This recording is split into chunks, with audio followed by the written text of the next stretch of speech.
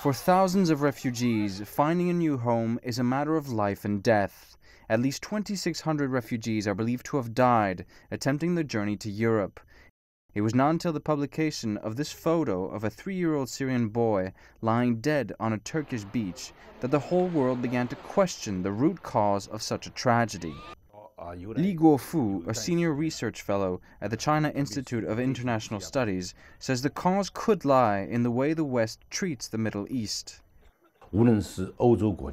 It's widely agreed, even by some Western analysts, that the root cause of the refugee problem is the intervention by U.S.-led Western countries in the Middle East region, including the Iraq War, the War on Terror, and the so-called Arab Spring. They want to overthrow the old regimes, but they pay no attention to stability. That has led to anarchy and an intensification of long-existing local problems like religious and ethnic conflicts, and also of power distribution.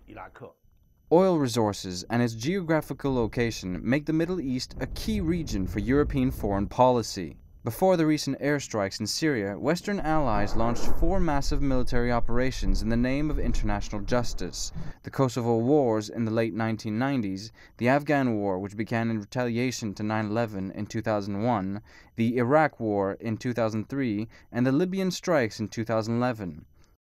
Many of those people are still in limbo today, often worse off than under the previous regimes. Middle East countries have their own features, deeply impacted by religion, with a relatively backward and unbalanced social development. But that is overlooked by the West, which blindly seeks to introduce its own values and political system.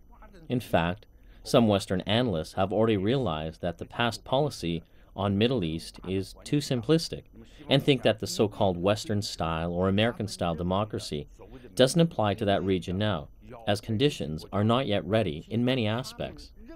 That leads us to the desperation of refugees in Syria. Their nation sees daily airstrikes aimed at destroying ISIL militants. The West also insists that peaceful negotiations would only come on the condition that Syrian President Bashar al-Assad steps down.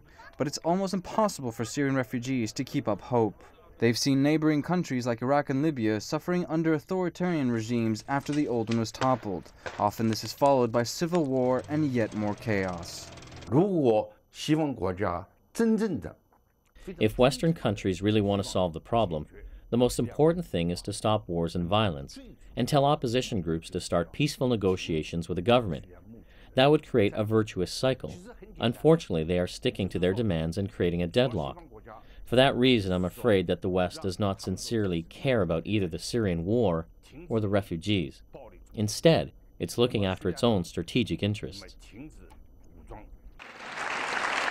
Just recently, a refugee quota plan released by the EU gained some support, but some in Europe know that it won't solve the problem.